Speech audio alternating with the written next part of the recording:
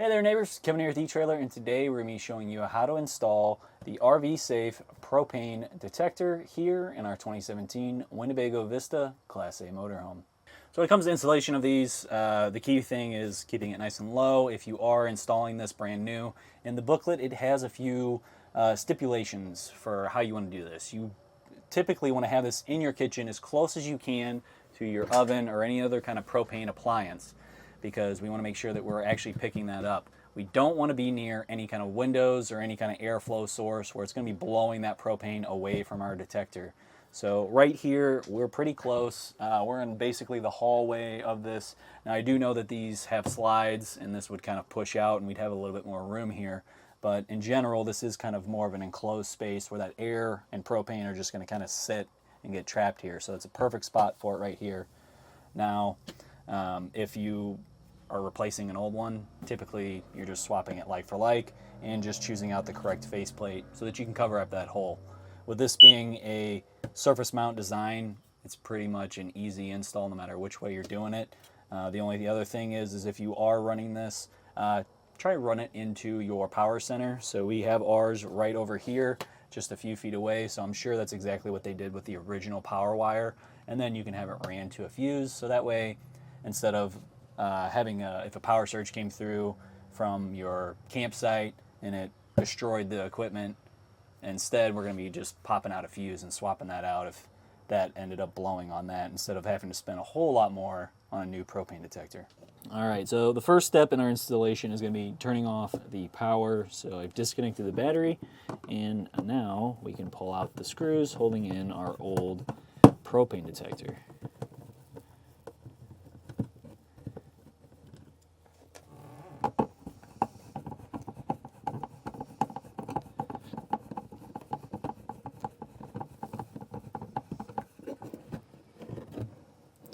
As we slide this out, you'll see it's just 2 wires.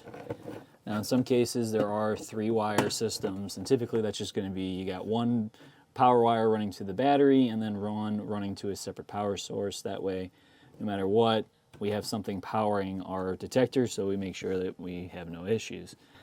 Alright, now since I don't have another connector to replace this, I am going to have to cut this and then just use some butt connectors to crimp that down and secure our wiring. But we want to make sure that we take note of what is what here.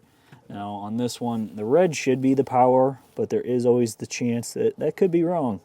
You never know with some of the older equipment, and it's not saying anything on the back that would tell us.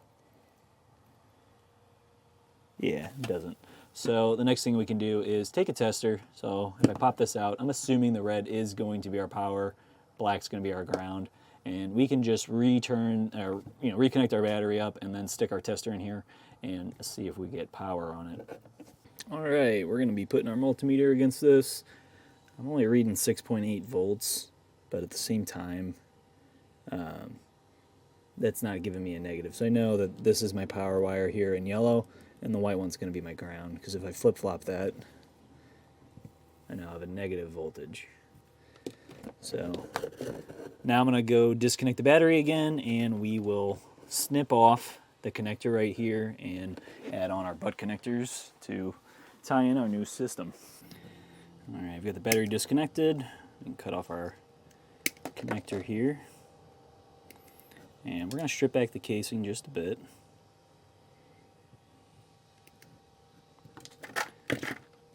And we'll retwist that up.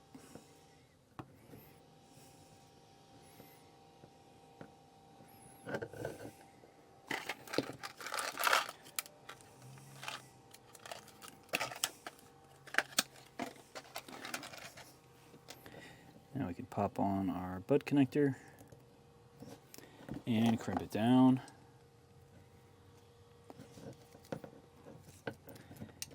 Give it a good pull, make sure it's not loose. And we'll do the same thing with our ground.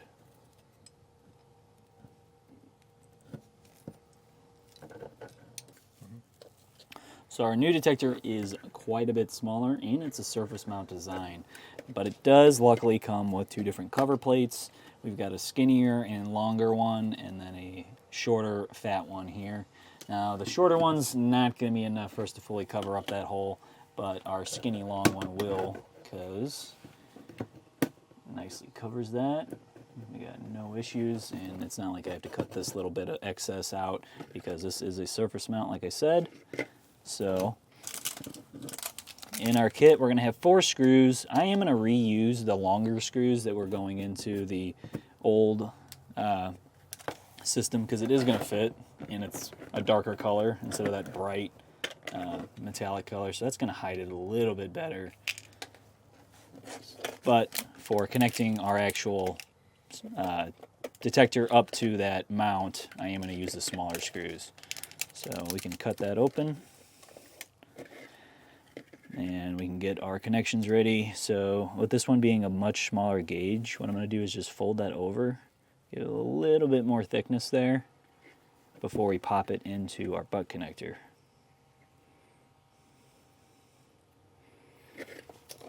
And we'll want to run our wiring through first. And we might as well just go ahead and put on our 2 screws, make these one piece here.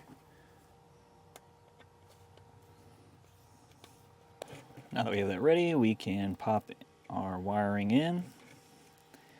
Here's our ground.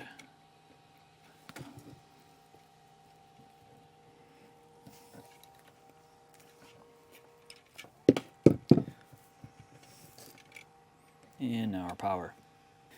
They're fully pressed in.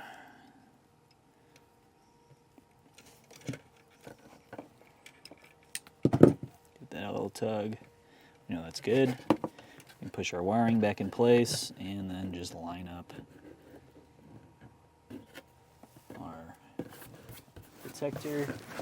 I'm gonna see, let's try to get that nice and even.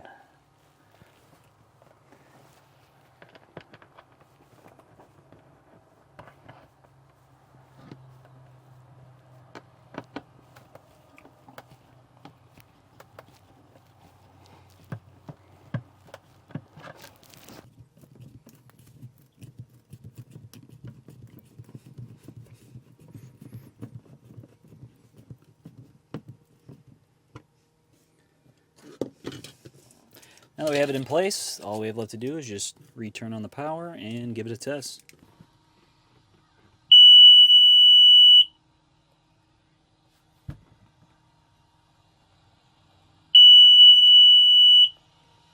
So now we have the battery on, and what you just heard right there is a chirp from our detector here. And that isn't because we're having a propane event. It's going to chirp once a minute right now just because the battery in our motorhome is so low. We were seeing that 8 volts before, and when I test the levels right here on the sensor, it's showing that the battery is almost empty here. So that's why we're getting a chirp out of this. It's just basically letting us know, hey, you got a low battery. This is eventually going to die on you here because this has got a range from 9 volts up to 15 volts that it's going to operate at. So the fact that it's still running at all with how low the battery is pretty astounding, at least. So with this, if you are getting 4 chirps a minute, it's either going to be in that testing phase, if you got that green light, or if it's in red. That's going to tell you that you have a issue going on. And if it's in red and it's constantly, continuously chirping, that's going to be a propane event. Now we want this to be super low to the ground because propane is a much heavier and denser substance than air is. So all of that propane is going to sink real low, air is going to rise up. So if we have our detector super low, it's going to be able to pick that up. Now make sure that you don't clog this up. You want to wipe this down every once in a while, make sure there's no debris that could be clogging up the little air holes in here that allow it to suck in and then sense that there actually is propane leaking out here. And you never want to paint over this. It does have some other kind of instructions on it as well, just monthly maintenance. Just give it a wipe down every once in a while, make sure it is still functioning. Go do a test. So all you'll do is you'll press in right where that light is blinking, and it'll do that to just give itself a little run through, make sure that it's actually still functioning properly. It's going to have that horn sound and then also switch over to red there, just so that you know everything's functioning properly. Now one thing to keep in mind is there's always going to be an expiration date on your propane detector. So on the previous one it said it was good for 5 years, and it had been around 8 years at this point. So it actually lived a little bit longer than it should have. Sometimes you luck out and you can get that. On our case, it's got a replace by reminder right here. It says by March 2030. So in March 2030, hopefully our neighbor decides to stop back in and we can get this swapped out with a new one. Now, aside from it having the two different face plates, it also can come in white, so that way you can kind of match whatever interior you have in your RV. And then this can also be paired with a carbon monoxide detector depending on which one you purchase. So black or white, just propane, or propane and carbon monoxide depending on what you have in your trailer or motorhome. So that way you're making sure you're keeping yourself and your family safe. Well, that's going to do it for our look at and installation of the RV Safe propane detector here in our 2017 Winnebago Vista Motorhome. My name's Kevin, and if you still have some questions about what's going to be the right replacement propane detector or carbon monoxide detector for your RV, please feel free to reach out to us via our Ask the Experts link, a comment on this video, or a phone call to our customer service department, and we'd be happy to help you out on your journey.